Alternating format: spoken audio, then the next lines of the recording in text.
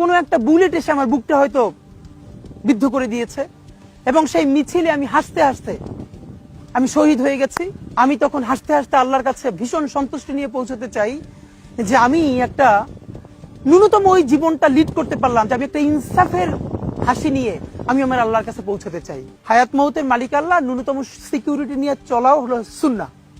কিন্তু আমাদের লড়াইটা হলো, আমার মা স্বাভাবিকভাবেই কান্নাকাটি করেন, আমার পরিবার সবাই। তো আমি আমার মাকে বলেছি যে দেখো, মানে আমরা যে লড়াই নেমেছি, আমার একটা মনে হয় কি কোনো রাজনীতিবিদের না বাসায় মৃত্যুটা হইতে পারে না, এটা কোনো ভালো মৃত্যু না।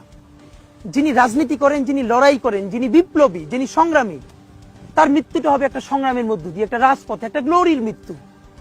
আমি তো ভীষণ ভাবে প্রত্যাশা করি, আমি ছোটবেলা থেকে এই স্বপ্নটা দেখি, অনেক জায়গায় বলেছি যে একটা তুমুল মিছিল হচ্ছে অন্যায়ের বিরুদ্ধে, সেই মিছিলের সামনে আমি আছি, কোনো একটা বুলেট এসে আমার বুকটা হয়তো বিদ্ধ করে দিয়েছে এবং সেই মিছিলে আমি হাসতে হাসতে আমি শহীদ হয়ে গেছি।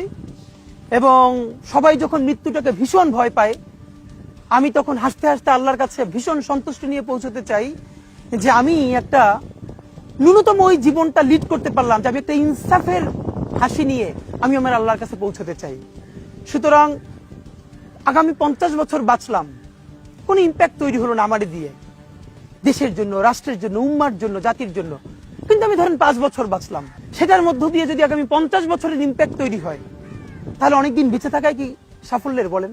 শহীদ প্রেসিডেন্ট জিয়াউর রহমান কয়টা দিন বেঁচেছেন, কিন্তু ভাবেন আজকে পর্যন্ত উনি আমার অনুপ্রেরণা।